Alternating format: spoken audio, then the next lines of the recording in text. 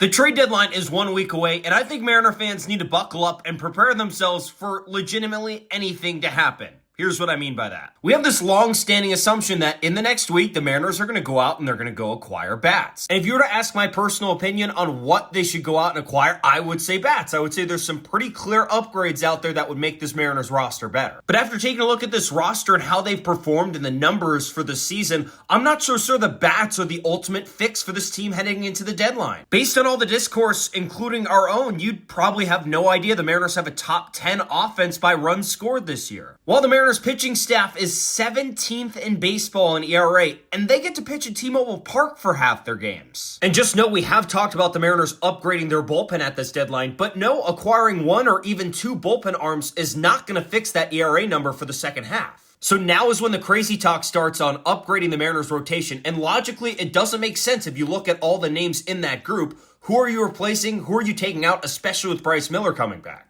So you have a top 10 offense by runs scored in all of baseball that slam dunk needs to be upgraded at multiple positions, but a 17th ranked pitching staff that only marginally needs to be upgraded in the bullpen? Does that really make sense when I say it like that? Perhaps the Mariners look up and down their pitching staff and they say, hey, we don't want to bump a lot of these guys out. They're a big part of our future. We think they're going to bounce back at the end of this season and into next season. Great.